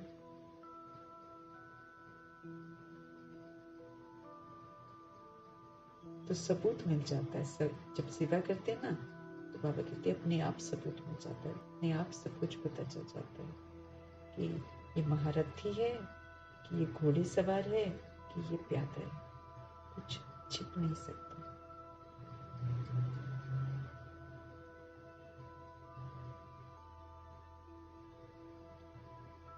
अच्छा, मीठे मीठे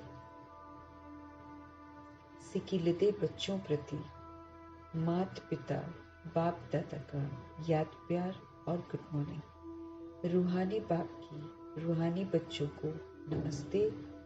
हम रूहानी बच्चों की भी हमारे रूहानी बाप को, कल्याणकारी बाप को प्यार भरी, स्नेह भरी, मोहब्बत भरी, रिगार्ड भरी नमस्ते और तहे दिल से हर चीज के लिए धन्यवाद।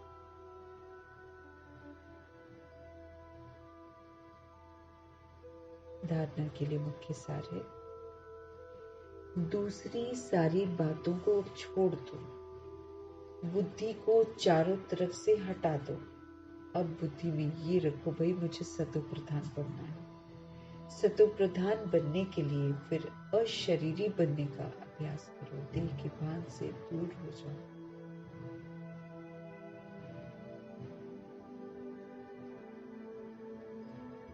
दूसरी सारी बातें जितनी भी हैं बाबा कहे उसको छोड़कर बुद्धि को चारों तरफ से हटाकर एक ही जगह कॉन्सेंट्रेट मुझे करना है कि मुझे सतो प्रधान बनना ही है। उसके लिए फिर अशरीरी बनने का अभ्यास करना है, दैवी गुण हमें धारण करना है।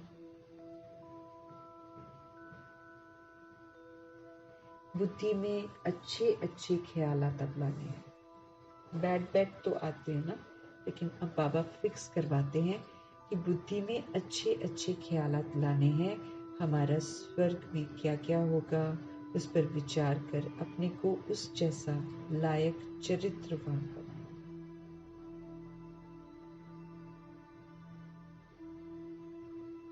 बुद्धि में अच्छे अच्छे ख्यालात लाने हैं। हमारे राज्य स्वर्ग में क्या क्या होगा उस पर विचार करके अपने को उस जैसा लायक चरित्रवान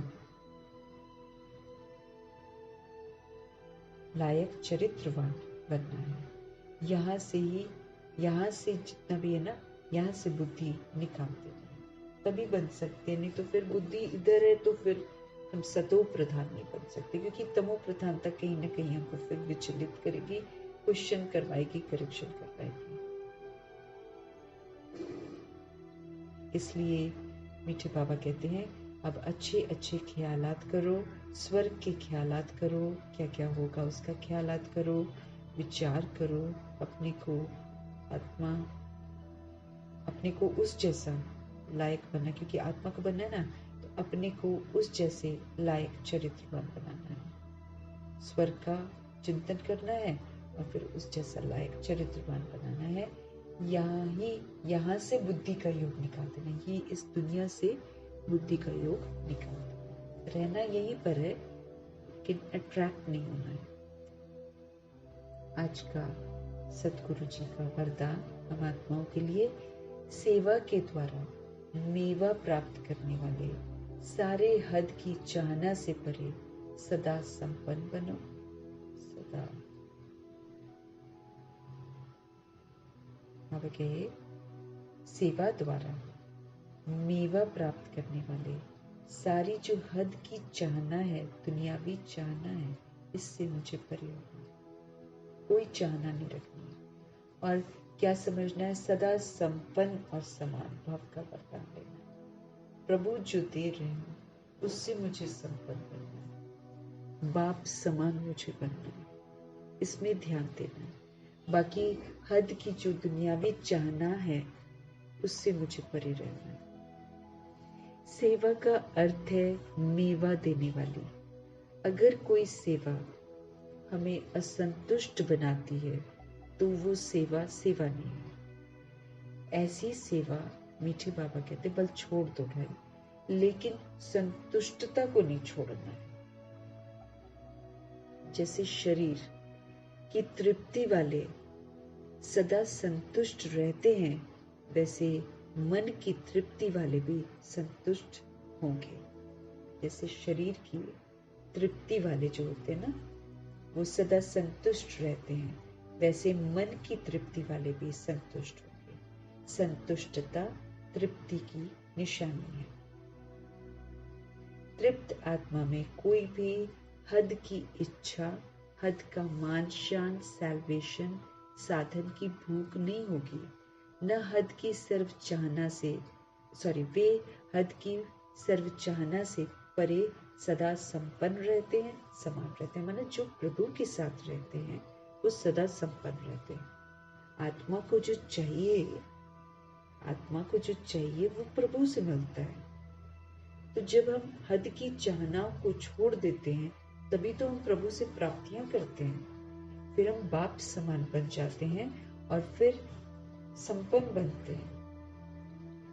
सारी चाहना जो दुनियावी है उससे हम मुक्त हो जाते हैं, चाहिए ही नहीं। जब प्रभु से हमें प्राप्तियां हो जाती हैं तो उसके बाद फिर हमें किसी और चीज की चाहना नहीं होती है। लेकिन जिसके लिए, जैसे कल बाबा ने बोला, अनुभव करो, अनुभूति करो, साथ में उसकी प्राप्ति जो है उसको महसूस करो। प्राप्ति जरूर हो रही होती है, लेकिन महसूसता की कमी है।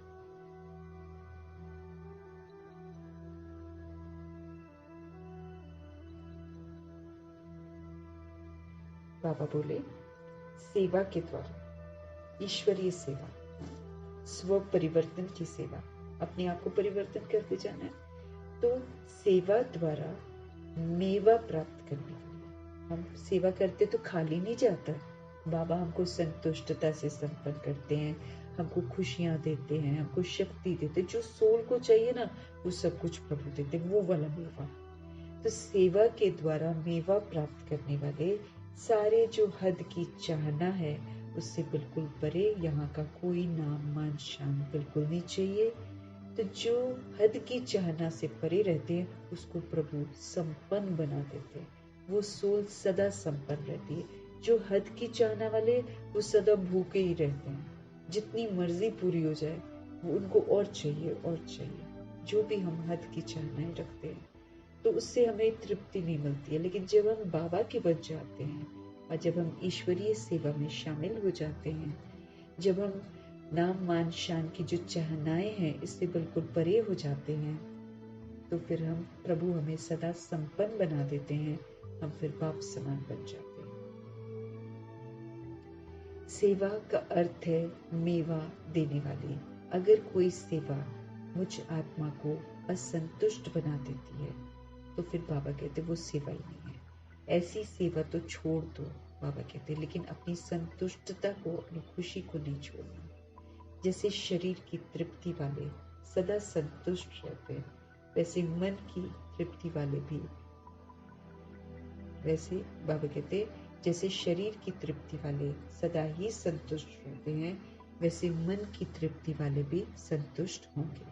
संतुष्टता जो है वो तृप्ति की ही तो निशानी है कि तृप्त है, कुछ नहीं चाहिए। वही तो रिच बंदा है जो संतुष्ट रहता है।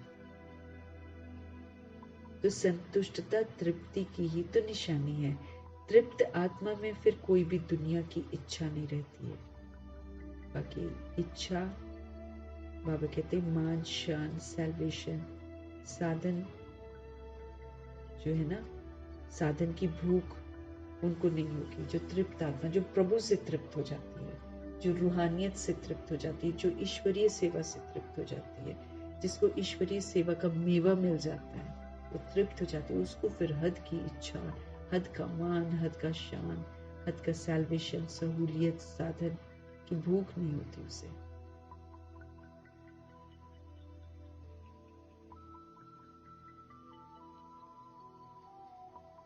वे हद की सारी चाहनाओं से परे हो जाते हैं और सदा संपन्न और सदा बाप समान बन जाते हैं। ऑलवेज वेरी रिच, कुछ नहीं चाहिए, सुख शांति प्रेम आनंद। जो सोल जिसकी तलाश में घूमती है उससे तो वो भरपूर हो जाती है, तो उसको फिर क्या करेगी हद की चाहना रख के।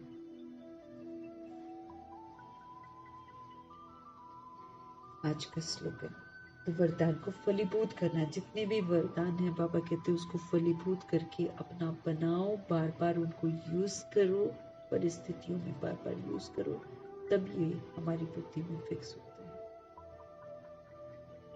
जो बाबा कहते हैं ना वो सारा अच्छी तरीके से वरदान को फलीभूत करना है, स्वमान को फलीभूत करना है, अपना बनाना है। ये सारा कुछ जो है इसका जो फल है, इसके जो संस्कार हैं वही तो लेकर जाने हमें। इसलिए वरदान जो है वो बाबा कहते बहुत सहज कर देता है सब कुछ, तो वरदानों को फलीभूत करना है।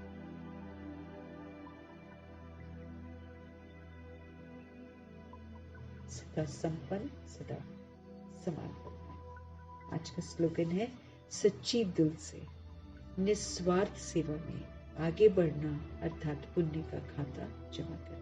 प्रभु ने हम आत्माओं को मौका दिया है सेवा पर रहने का। अपने ऊपर अटेंशन, दादी कहती है अनाथ हर समय जो है बाबा कहते सेवा सेवा है ना। तो सच्चे दिल से, हमें सच्चे दिल से जितना जितना हम अपने आप को परिवर्तन करते जा रहे हैं सेवा पर हैं, बाबा की याद में है सेवा पर हैं, पुराना स्वभाव से दैवी गुण यूज कर रहे हैं सेवा पर हैं, पुराने जो आसुरी संस्कार हैं उसको रिपीट नहीं कर रहे हैं सेवा पर हैं। प्रैक्टिकल इस विधि से हमको चलना है। तो सच्ची दिल से मीठे परमात्मा कहते हैं निस्वार्थ सेवा करो, इसमें आगे बढ़ना मना हम पुण्य का खाता जमा कर रहे हैं। हमको प्रभु ने जगाया, हमको आत्मा भाइयों को जगाना है, ये हम आत्माओं का कर्तव्य है। तो दिल से सेवा करनी है। ऐसा नहीं कि हम सेवा कर रहे हैं तो उस सोल से मेरे को एक्सपेक्टेशंस करनी है। तो सच्ची दिल से बाबा कहते हैं निस्वार्थ सेवा, कोई स्वार्थ नहीं कि मुझे इससे ये मिल जाए वो मिल जाए। निस्वार्थ सेवा में बाबा कहते हैं आगे बढ़ना मतलब क्या कर रहे हैं, हम पुण्य का खाता जमा कर रहे हैं।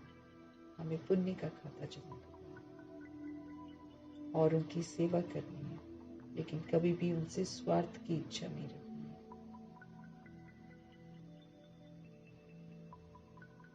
तो सच्ची दिल से निस्वार्थ सेवा में आगे बढ़ना माना पुण्य का खाता जमा करना। तो मुझे तो खाते जमा करने ना, तो हम सब पुण्य का खाता जमा करेंगे, दिल से सच्चे दिल से सेवा पर तत्पर रहेंगे और फिर सच्चे दिल से सेवा करेंगे, आगे बढ़ते रहेंगे, दूसरी सोल्स को प्रभु के साथ जोड़ते रहेंगे। यही तो पुण्य है जो हमको करना है। हम जो भी प्रभु की श्रीमत पर चलकर करते हैं वो मेरा खाता जमा हो रहा है, पुण्य का खाता। क्योंकि बाबा अगर हमको पुण्य कर्म सिखाते हैं, अच्छा सोचना सिखाते हैं, अच्छा बोलना सिखाते हैं, अच्छा कर्म करना सिखाते हैं, तो उससे क्या हो जाता है, मेरा पुण्य का खाता जमा होता रहता है।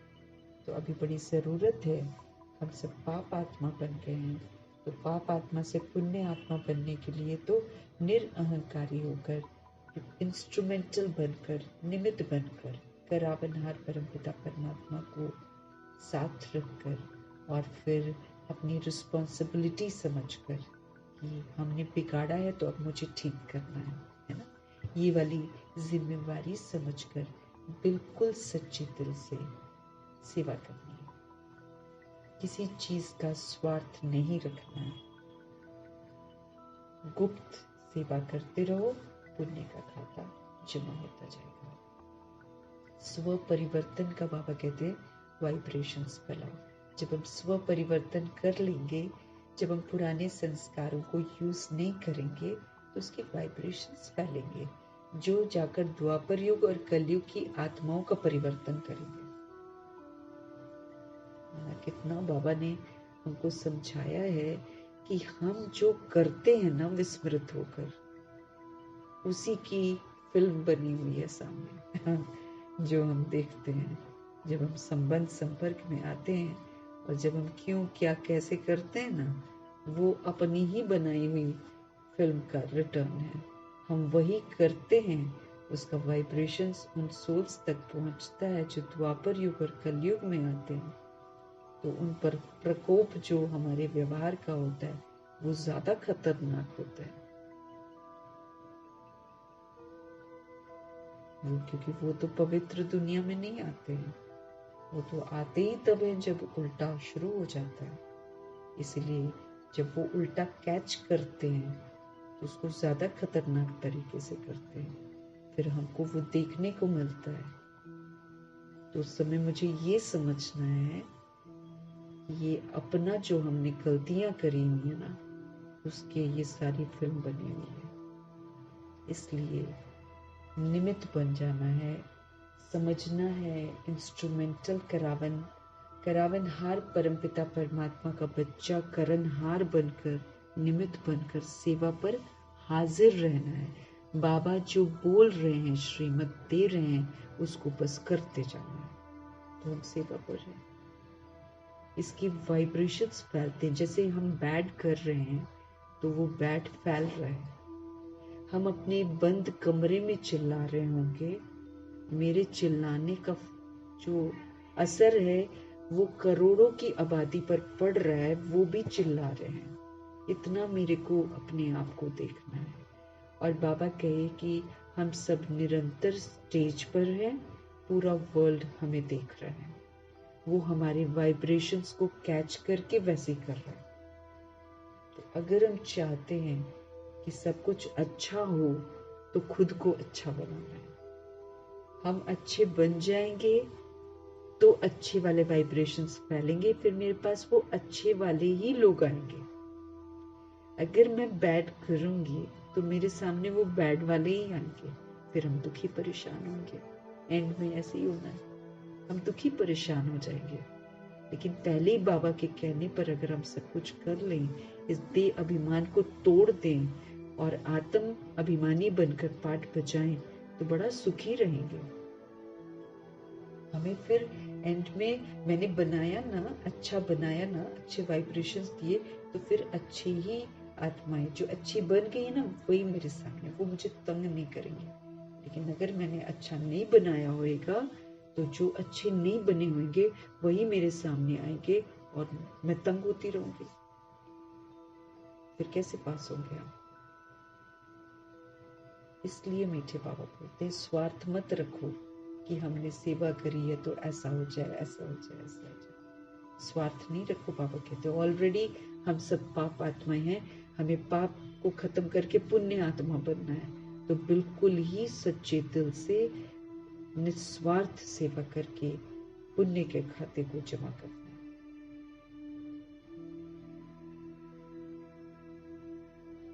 तो ड्रामा के गहरे गहरे राज को स्पष्ट करने वाले मीठे मीठे सच्चे सच्चे परमपिता परमात्मा, जो आगे चलकर और भी राज स्पष्ट करेंगे जैसा कि उन्होंने स्पष्ट किया है।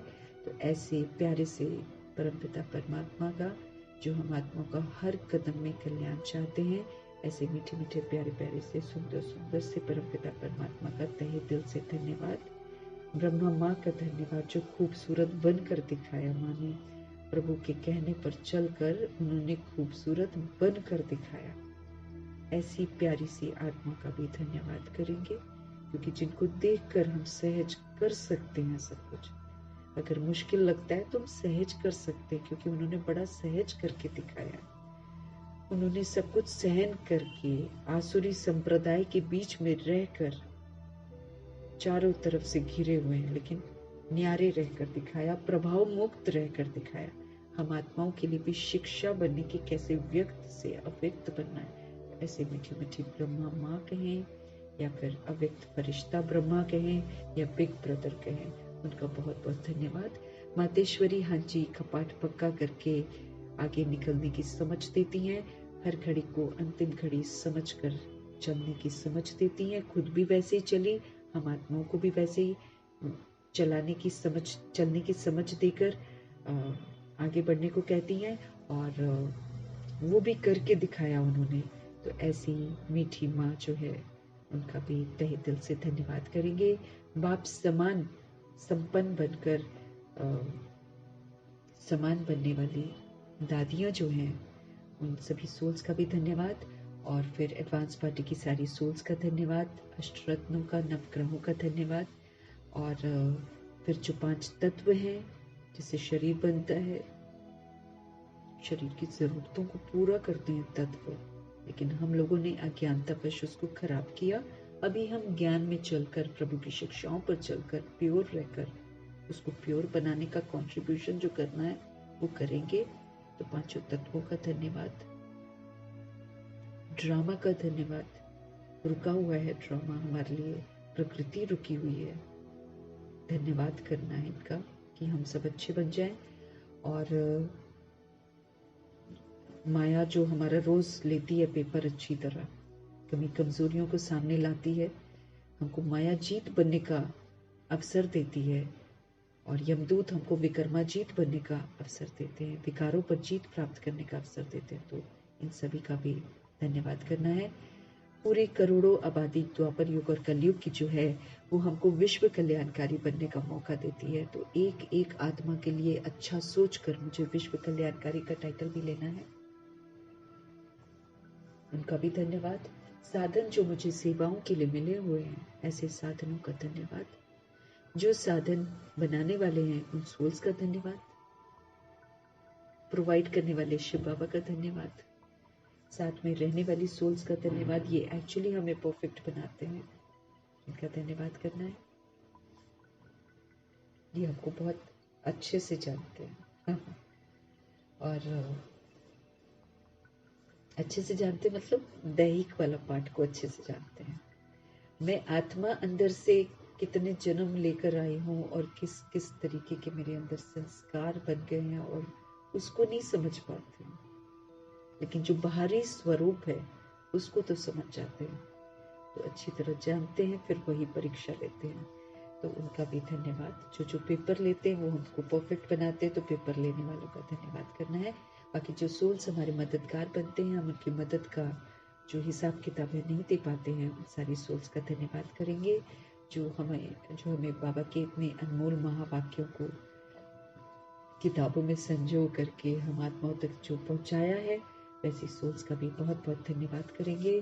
और जो अविनाशी खजाने प्रभु जी हमें देते हैं ताकि हम उसको यूज करके धनवान बने, पुण्यात्मा बने, हर तरह से प्रभु हमको रिच बनाने की कोशिश करते हैं, बड़े कल्याणकारी परमपिता परमात्मा है, तो उनका धन्यवाद करना है अविनाशी खजानों के लिए। और समय, श्वास, संकल्प, बोल, कर्म सब कुछ हमें सफल करना है। कैसे? श्रीमत पर चलकर। पूरे यूनिवर्स का धन्यवाद करना है। फिर ड्रामा, सृष्टि रूपी ड्रामा में जहाँ पर हम मेहमान हैं, वहाँ पर हम जो जो चीज़ों को यूज़ करते हैं, उन एक एक चीज़ को मेहमान बनकर यूज़ करेंगे और धन्यवाद जरूर करेंगे। तो हर चीज़ का धन्यवाद, और आप सभी सोल्स का भी धन्यवाद करते हुए ओम शांति।